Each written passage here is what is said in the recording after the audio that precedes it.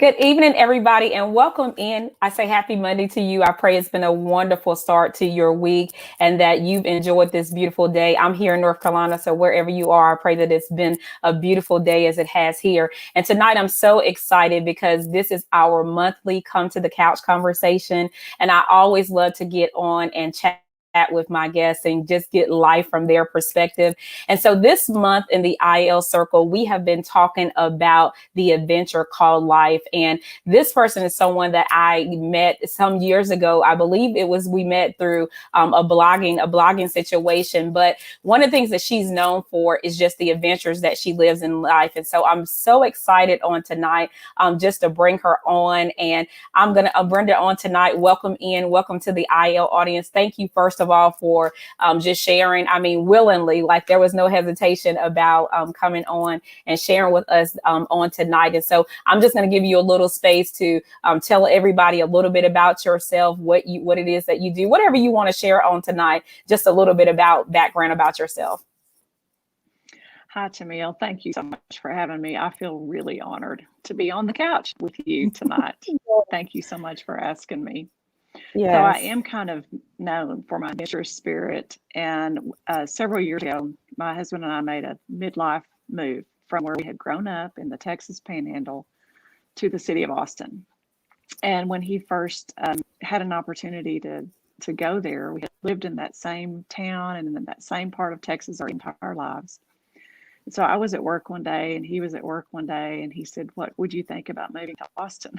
And I said, "No." I straight up said no. I didn't need to pray about that. Right. So I said no. But anyway, the Lord worked all that out and we went to Austin. And so once we got there, I had started looking at people's blogs and lists of things to do and what there was to do in Austin. And I had only been there once. It's the capital city of Texas. But I had only been there as a teenager to see the Capitol building and whatnot. So I didn't know what there was to do. So I looked around and then I would ask people when I met them, "Have you been to this place or have you been to that place?" And a lot of times they would tell me no, they had lived there 20 years and they had never been to that place, And so that's when I started a blog.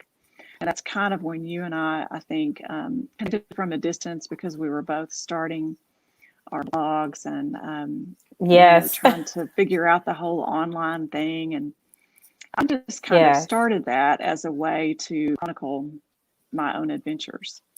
But as I got deeper into it, I started realizing how much that word adventure really symbolized a lot of my own personality, but my Christian life and walk and journey with the Lord.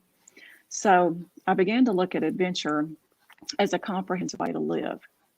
Be that in my Bible study, and in my relationships, in my marriage, in my family, and in just my whole entire life. So now, when I was in Austin, my blog started out as Austin Over 50 because I didn't want my own peers to stop being adventurous and just sit down and quit. And then we moved to Dallas 2 years ago. So then I changed everything to Texas Over 50.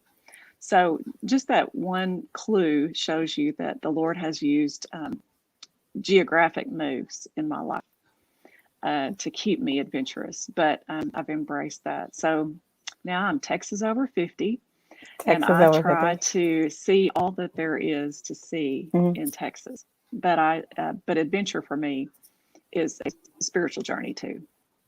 Yes, that's so awesome because one of the questions that I had as I began to look at your bio and just read a little bit about your background and kind of how you got to this place. And so one of the things that, stuck out to me was the fact of, this is about over 50. This is about a different phase of your life. And as I thought about that, I was like, there are so many people that don't look at life from that perspective as an adventure, even as a believer, even as a Christian on tonight, because some people feel like, well, I'm going to miss the mission that God has for me, because, I'm doing this thing a different way than everybody else does it. But can you talk a little bit about how Adventure on Tonight, just doing things the way that God gave it to you to do, has enabled you to meet people and impact their life, and maybe be impacted by your experiences, just by, it started off just visiting places, but I'm sure has been so many things that have happened along the way.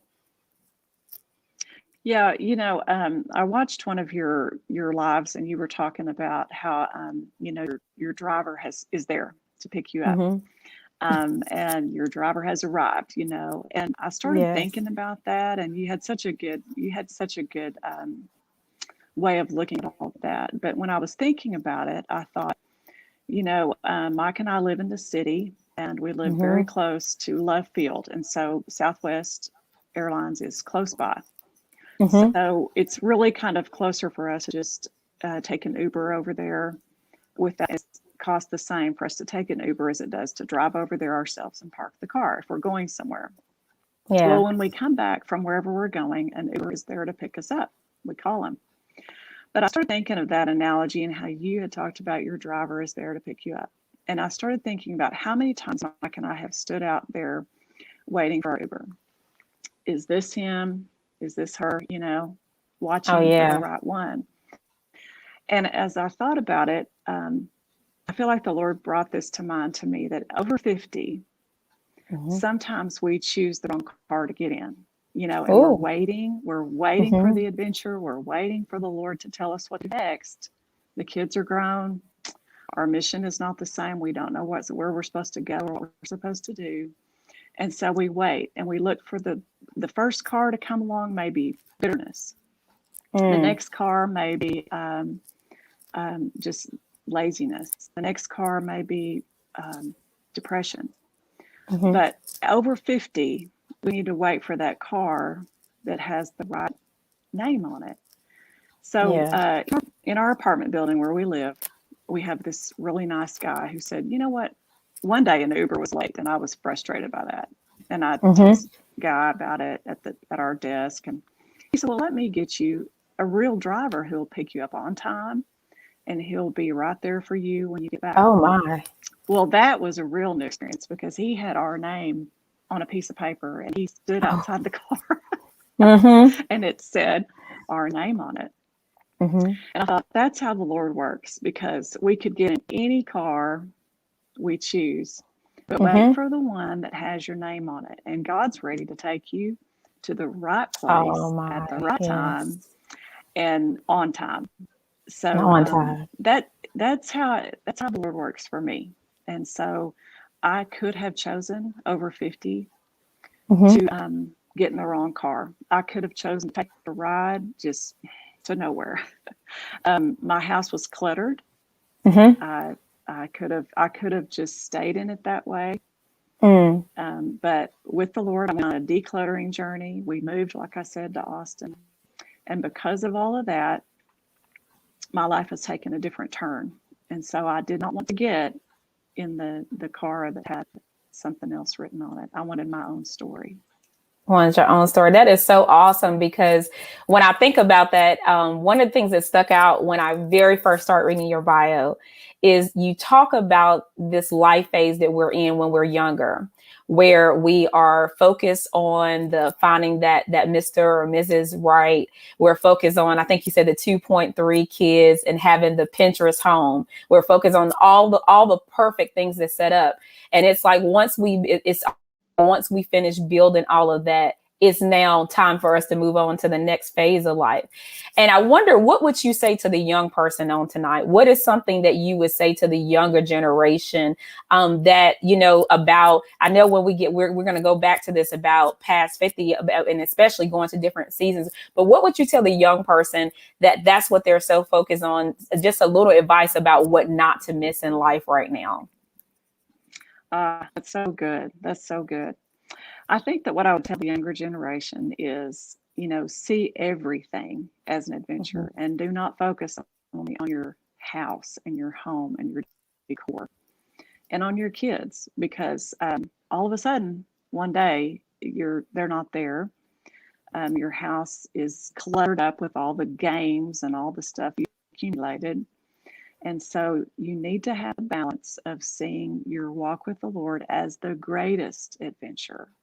So I can't tell you how many times I've thought back on those years and how focused I was on the next wall that needed to be painted, the next bedspread that needed now to match the wall that was painted.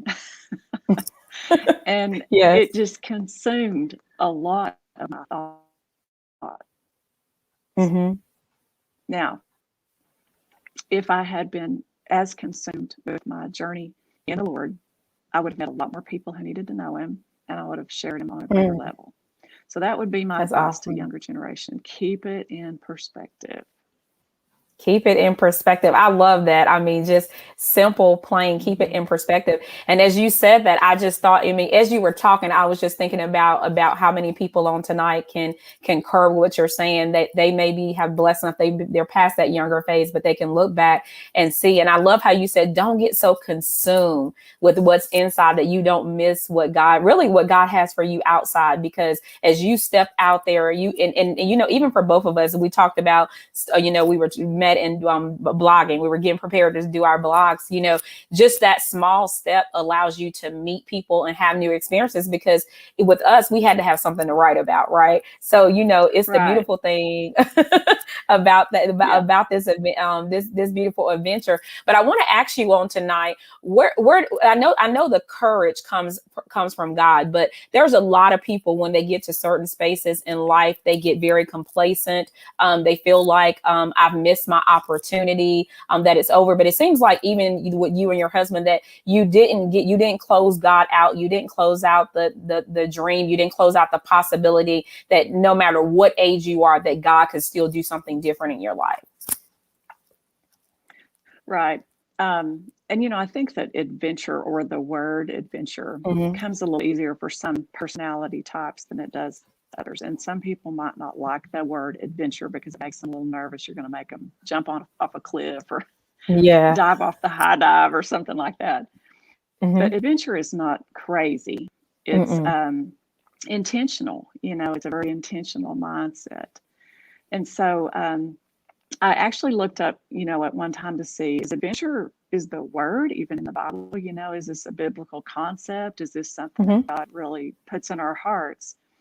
And the word adventure is nowhere in the Bible. But if you think about all the Bible personalities who went on adventures, I mean, my goodness, there's Paul, there's Philip. The Lord told Philip through an angel, you know, go south. And he didn't know much more than that. But I think that we serve a very adventurous, not boring God. And so turning 50 was just the next step for my husband and me. Now, he's not quite as jump on it as I am. But when I have something I want to do, or a place I want to go and see, or something that is adventurous, he's my planner, and he can kind of help me rein in all the ideas. So I like that part. And for us over 50, it's definitely a joint effort. And I love how you brought in the Bible, and you talked about God sending people on adventures.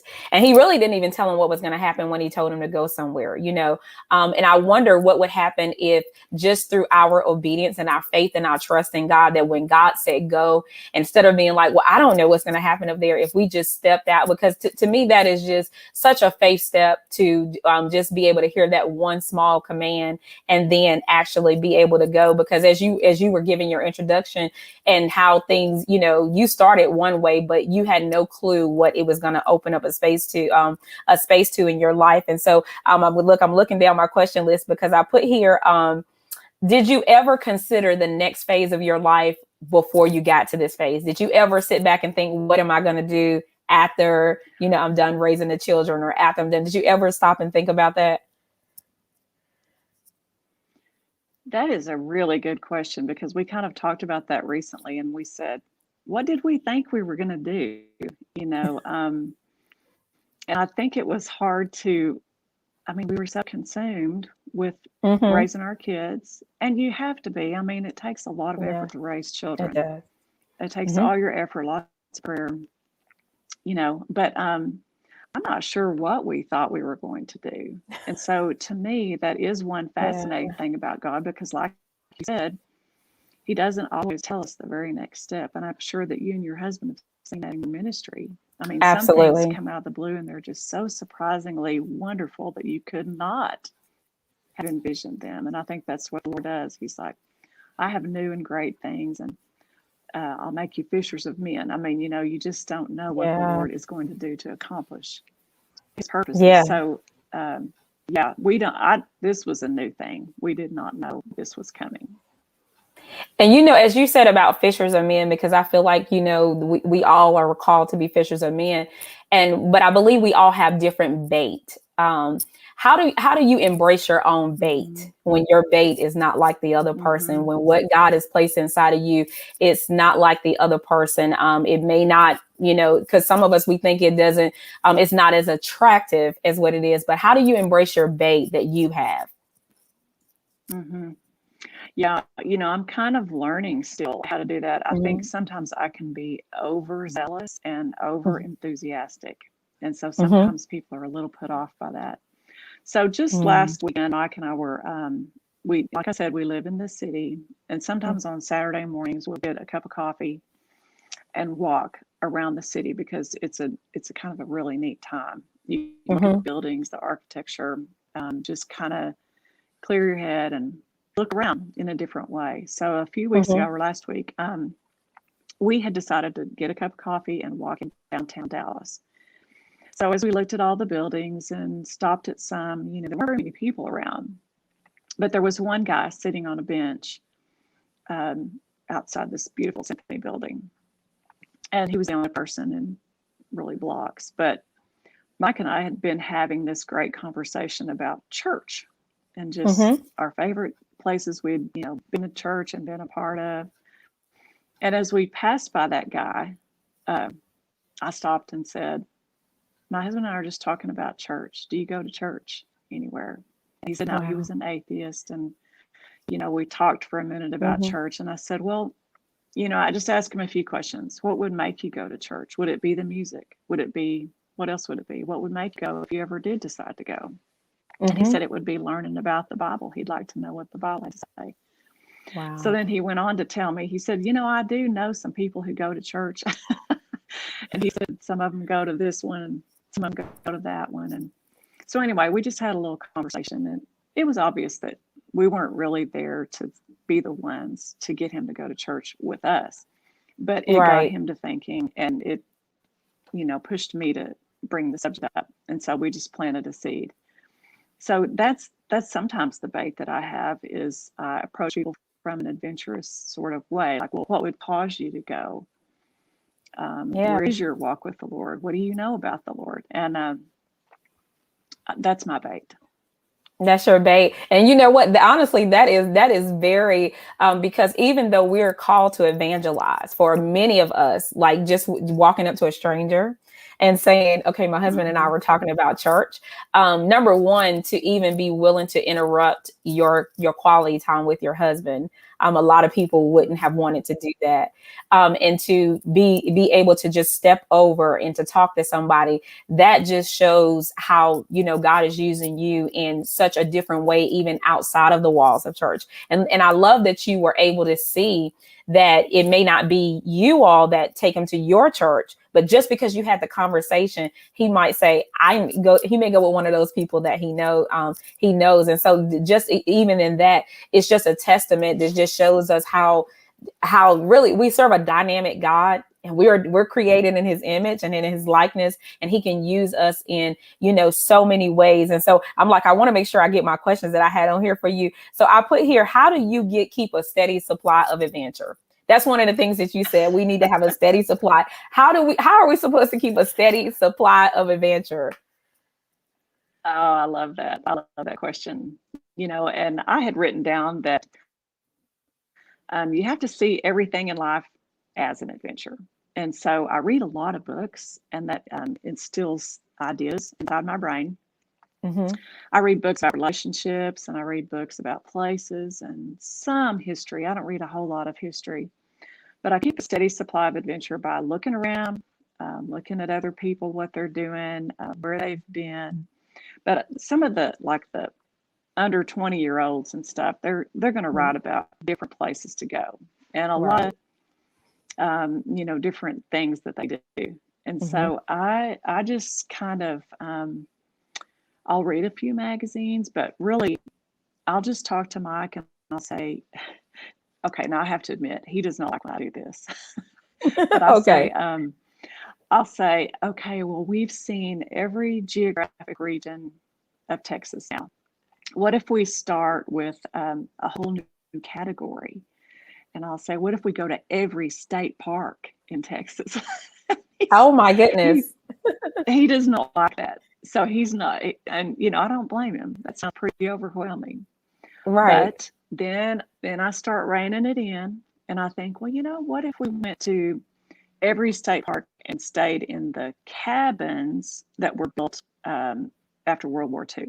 So there's like 15 of Wow. those. Mm-hmm. So I'll start kind of reining in my ideas and thinking, okay, how would this be fun? Or we could do these three things with the kids, or we could ask a friend to go to this place with us. Mm-hmm. So I keep a list, and I do have a really, really long list of places we could go and things we could do. So I'm never without. I don't have to sit around and think, oh, what can we do this weekend? I have a list. You have a steady list. And you know what I love about that Hmm. is the to me when I listen to you say just I keep a list of things that I can do in life. There are so many people that probably on tonight even that are listening or that will listen to this replay that don't have a list of things that they can do even in the area that they live in and that's drivable, or there's a lot of free things that are offered out to people to do.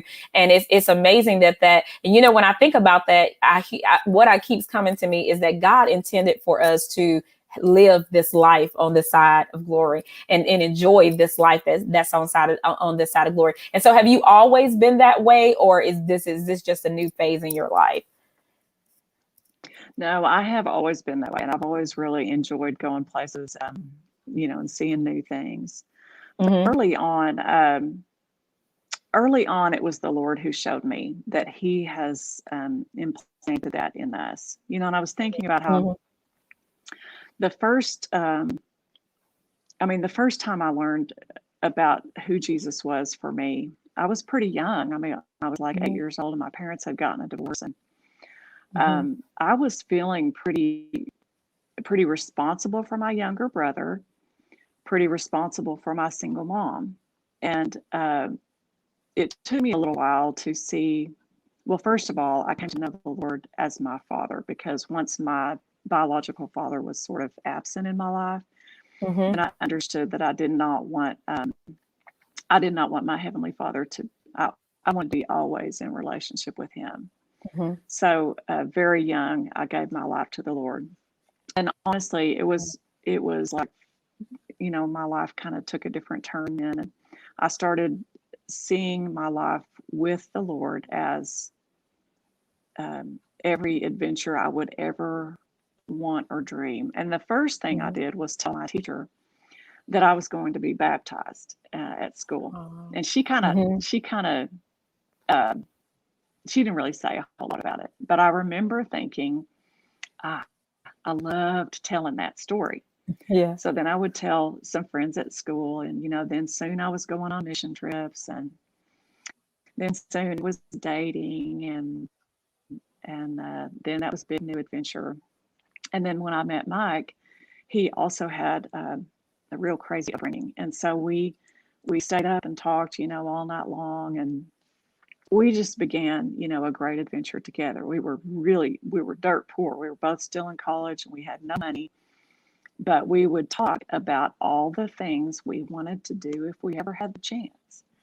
And Mm-hmm. so I've always enjoyed thinking of the future. Now, I don't I don't want anybody to think that life is willy nilly for me. I really do plan Right. and keep a list, and then I'll ask the Lord, is this good for us to do? Or sometimes I'll get kind of a little inkling in my spirit that this is not the right thing or not the right time. And then, we try to stick at home enough that we can be involved in our church, but we don't live in the same city with any of our children. We have 3 kids and none of them live in our same city. So, we have to be ready to go to them as well. So all that to say is I've always enjoyed going, but I liked what I heard you say. Don't get so comfortable in your quote home state that you won't go anywhere else. And so that's just what I don't want to do. I don't want to get so comfortable in my own living room, in my own jammies, that I don't go anywhere and do anything. Because to me, that's not appreciative of what God has given us. That doesn't show that we value his world and want to see all that he's created. So I like to go. Yeah, I love that. And even as you were talking about that and you were, describing, because you kind of led up to one of the questions, which you kind of laid it out there, because I know that, tonight, even bringing, we're talking about life being an adventure. And even as I talked about it in the IO circle, I started the month off with saying, I'm not talking about living irresponsibly. I'm talking about embracing what it is that God has for us. But how did you live the adventure even through struggles, even when times, because life happens to us. And so for a lot of people, when life happened to them, they just stopped living. How did you get past moments in your life where there was a serious struggle and you pushed past that? How did you continue to live after that? Yeah, I think I had good examples that showed me what can be outside of where I was living. I was, it was a hard time in my life when I told you, like I was when I was so young like that, and my parents divorced. But my grandmother, we began living with my grandmother, and she, she also had just gotten a divorce. So we were all really in a mess. But my grandmother sang, and she was in a group called Sweet Adelines.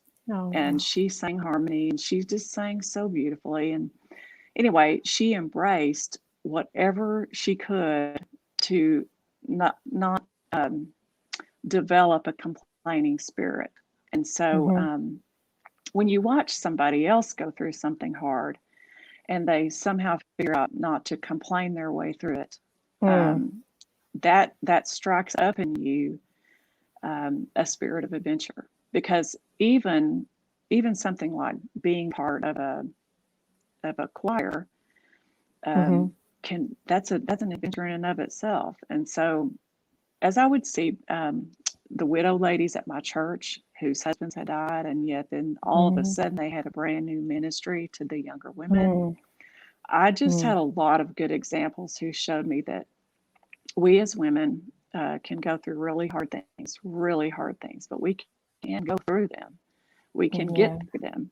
And sometimes it's just by latching on to that adventure that the Lord places in your path that takes you on the path through it. He promised to make our paths straight. If we're not walking, there's no path. So keeping moving forward and not, I think complaining is the killer of all adventure. So I thought about the Israelites, and how they complained in the wilderness, and the Lord kind of kept them there. So complaining ends the spirit of adventure. As I began to develop, into an adult who had an adventurous spirit, I had already seen so many women go before me who just didn't lay down. They kept moving forward. They embraced whatever new path and whatever new part of their journey and whatever new part of their ministry that God had given them. Yeah, that was profound what you just said. Like I almost wanted to pause and type that across the screen, because you said complaining ends the spirit of adventure. Like complaining ends whatever, like the next assignment, because when you're focused on everything you're bothered by, you can't hear God say go. You can't feel the inkling that you talked about a little while ago when you're complaining. And I think that's so profound, because you said as you watched other women go through and you felt like if you could see them go through, then that he's taken us through. Even as you talked about the path, like there's no path if you're not going anywhere. There's no need to make the path straight if you're just going to stay in the same place. And complaining has a great ability of, even though it seems like we're going day to day, of keeping us like kind of stuck in a place. So that's profound to me. Like, complaining stops the adventure. I think my prayer is we get rid of all of the complaining spirits on tonight, so that we can walk out the adventures that God has for us. That's such a blessing right there. And so for the woman on tonight, that is saying, well, okay, you moved to a place and all of a sudden, you just kind of, you ran into this thing and you went there. What would be your advice to her on tonight? What would be your advice to the sister on tonight, to tell her, she may be coming up with things like, I can't afford it. I've got all of the, my life is cluttered right now with so many things. How would you tell her to start living? I love that. Well, let me back up and say that when we did move, and all the times we have moved, every time we have moved, it's been because of a job loss or a job change. Oh my. And so those things, and I just finished writing a book, and I just felt the Lord had laid this on my heart. Probably nobody will ever even buy the thing, but yes, it was they will. our story. Well, it was our story of how all of those moves and all of those job changes and job losses have led us one step closer to where God wants us to be on the next part of our path. So to say that you can't afford it, or to say that you, whatever the obstacle looks like it might be, when the Lord removes it, when he removes that obstacle, it can be painful. And so for us, like I told you, we had lived in the same place.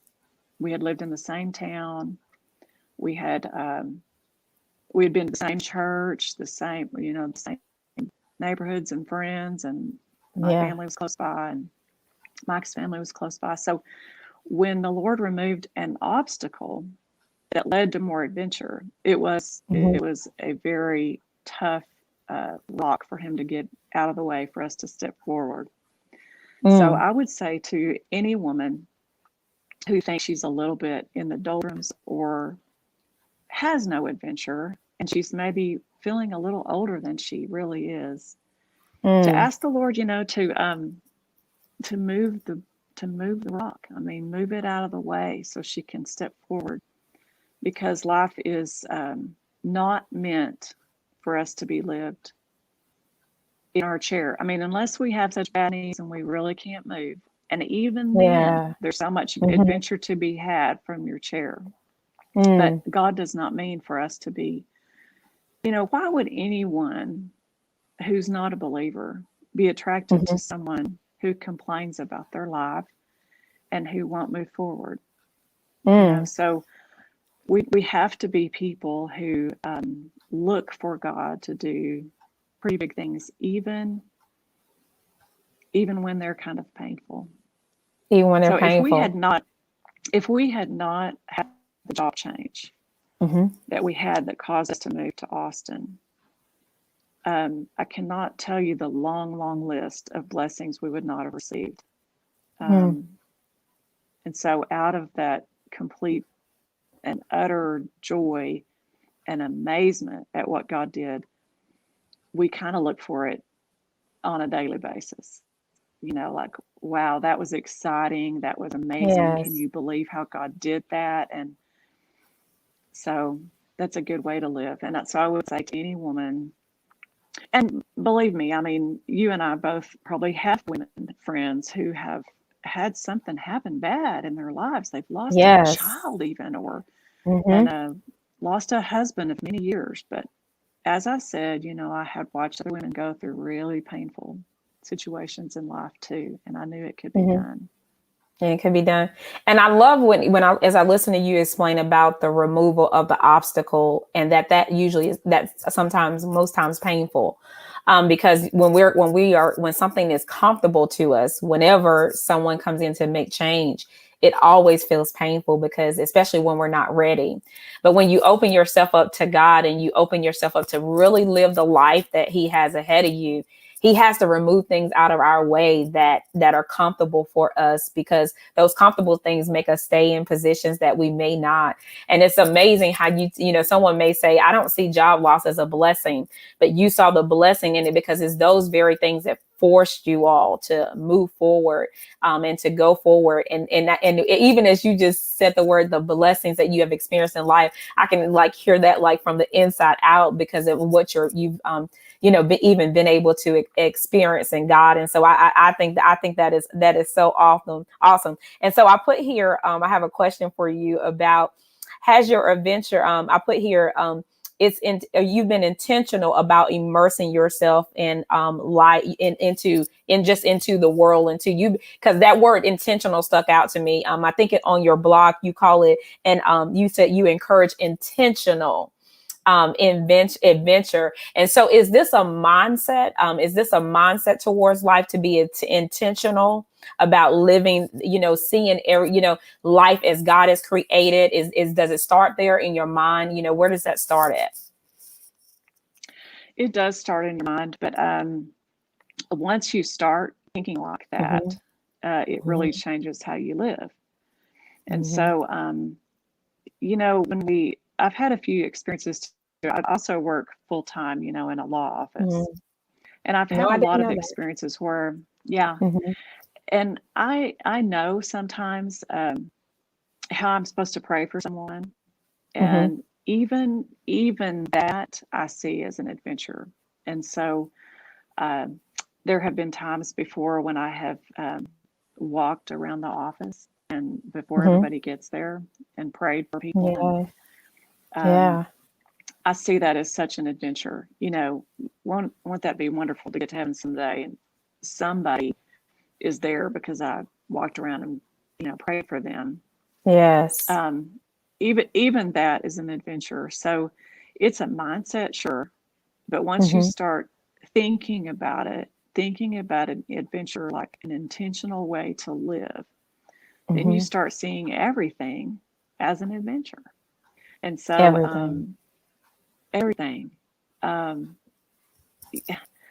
even even when I think about marriage, um, it's, can you just imagine? I mean, you and your husband have had such adventure just in learning about each other, and Yes. the way that he trusted you with his inner fears when you first got married, and his fears about being a good husband or whatever, and the fact that he trusted you with all of his thoughts. And I mean, that's adventurous, and it's exciting. It's exciting to think some of those things. So yes, it's a mindset, but I see everything. I see the adventure in You the see the hard adventure. things and the easy things, but it's all an intentional mindset. It's all intentional. I love that you said if you just start. Somebody on tonight just needs to start. That word, just start, to if you just do it, then all of a sudden. And whenever I think about this, I'm really thinking about perspective. It's like putting on a new set of glasses and seeing life through a whole different set of glasses, instead of, I love how you said, even when I go to work, it's an adventure. Most people are like, that's not an adventure. I get up and do that every day. But you're looking for the opportunity where God is really going to shift you to do something that maybe you didn't do the day before, or something that, that's going to happen the day before. That's such a beautiful perspective and a different outlook on life. I'm even thinking now, even in my home, like, okay, well, let me look for the adventure, even in my home, because I think a lot of us, we're not as appreciative, because in our day to day, because we don't see it as a venture, we see it as just what we do. That's our daily life. So I love that about looking and seeing everything as an adventure. Now, what would you say on tonight has been the thing that the adventure that God has allowed you to experience that has been maybe your wow moment, or like you can't believe that God like allowed you to experience that or be a part of that? Quite a few, but recently we just went to Big Bend National Park, Mm-hmm. and that's my first national park to go to, and it's the last region of Texas that we had not seen. So Mm-hmm. when we were there, and sometimes I'm so struck by the beauty that God has created that I often think, just wow, just really wow. And so this Big Bend National Park is an incredible place. Mm-hmm. So I would say that that's my most recent exciting adventure. And we hiked down to this beautiful, beautiful canyon, and the Mm-hmm. river runs through there, and it's amazing. And so I would say um, the beauty in nature is my most exciting adventures, and that's probably the That's most exciting yet. That's awesome. And you know what? It's so funny. I'm not a big nature person, but as I continue to grow in my relationship with God, it's something about stepping out and looking at what has been naturally created. Appreciating the things from the sounds of the birds or to the smell of flowers Yes, or to the smallest things. And I think when you have the different perspective in life, you approach it's the small things that cost nothing except for you just standing in a place and saying, okay, let me see, because it said, even we learn in the Bible that even through nature he speaks. And so just being able to stay, even if you just go outside in your yard and just stand and close your eyes and take in all that God is saying in that moment. I think, that I just can see that's a free adventure that you can take every single day, that you step out the door and say, God, thank you for being, what do you have for the day, from the feel of the wind or whatever. And so, we're coming down to the conclusion of our conversation. And I want to just give you a space to say, what would, if you haven't already said it, what would be your last mark of encouragement that you would want to leave on anybody that's listening to this message? I would just want to encourage people to really look at life in an intentional, adventurous way. And you Mm-hmm. don't have to be able to hike. You don't have to be Mm-hmm. able to spend money to go anywhere, because honestly, you can see a lot of things just from the car. But Mm-hmm. if you have to see the world from the seat of the car, then thank the Lord for it. And as you Mm-hmm. drive around, notice the people you see on the street, pray for them, ask the Lord to show you what you can do, and where He wants you to go from behind Mm-hmm. your wheel, wherever you live, wherever your routine is to go. Ask the Lord what He wants you to do, not in terms of to add a star to your crown, but um, to go where He wants you to go. Does He want you to see Him in a new light? Does He want you to pray for someone new? Does He? But just the focus off of ourselves Mm-hmm. and seeing where God wants us to go is an intentional mindset for Mm-hmm. adventure. So I would just encourage, especially women, to especially women over 50, but men as Mm-hmm. well. The adventure is not necessarily in finding another mate or in your Mm-hmm. children fulfilling all your dreams. The adventure is with the Lord. He has new plans for you. And the Bible even says that He'll carry us into our old age. And as our hair turns Mm-hmm. gray, He is still going to carry us. Well, it's not going to be a Yes. boring journey, so Mm-hmm. I don't want to see it that way. Yes, I love it. God doesn't have a boring journey for us. And so I hope that tonight that somebody has been inspired by your words. I know there are some things, that you have just said and just sharing various things, but it's very profound things, just a awakening to enjoy life and understand that no matter what age we are, God doesn't intend for, we tend to either be a little bit more excited in our teen years and early 20 years, but no matter what age we are, God says, there is I have an adventure for you. It could be, I have something that I've already prepared for you to experience in life, if you could just open yourself up and open to do that. And so tonight, I'm going to ask you to do something for us. I'm going to ask you to just pray. You close us out with a prayer on tonight, just to pray over our lives and over our adventure, and especially for that person on tonight that they need to take that first step to change their perspective, just to pray over them on tonight. I'd love to. Thank you. Yes. Dear Mm-hmm. Lord, thank you so much for this time that I've had with Tennille. Wow, what a wonderful, beautiful spirit she has. And thank you so much. I'm just so honored to be with her tonight.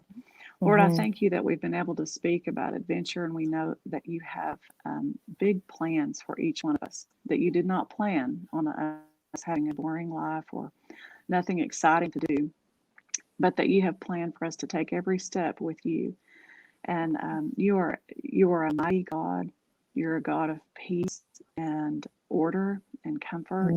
And we just serve you and we praise you, and we know that when things happen in our lives that are not comfortable, that you are still there, and that Lord, when Mm-hmm. that you will give us a way to walk through whatever comes across our path, but you will also give us a way around it. Lord, thank you for all the blessings that you give us when we start looking at our lives as an adventure with you. I pray for all the people who are listening tonight that they will take a look at their lives and see where they're grumbling or complaining, that they will set that aside, that they will read the word, see what you have to say, and ask you where you want them to go. It may be down the street, it may be a phone call to make, it may be something simple, but it also could be somewhere you may just say for that person to just go south, just get up and start moving, and you'll tell them the next step to take. I pray for all of us, Lord, that we will be very courageous in sharing you with other people. That's the greatest adventure of all, is sharing the gospel with people who don't know it. Mm-hmm. Lord, thank you so much for Tamil and for her husband and their ministry in North Carolina. It's just so amazing. What an adventure that is, Lord, to think that we share you from across the miles. That's adventures in my mind. Lord, thank you so much for our families. Thank you for Yes. all the many ways that you bless us, that you have encouraged us, that you give us your word to read and to know you. In Jesus' precious name, I pray. In Jesus' name. Amen. Amen. Amen. Thank you so much for that prayer. Thank you for your sharing. I pray God's blessings upon even as you continue to live adventures. And even if someone starts just because they start reading a blog that you wrote, that might be their first adventure. That might be their first spark. So continue doing what you're doing because it is touching someone. It is inspiring someone. And it may sound simple, but it's so profound to live life as an adventure. So I thank you for coming and sharing with the IL audience. And I know it's some men on tonight, so thank you, men, for coming in and listening and tuning in on tonight as well. And just want to say, you said you wrote books, so I want you to call out your book titles, tell them where they can find it at. Somebody might want to read that because it might inspire them. Yeah.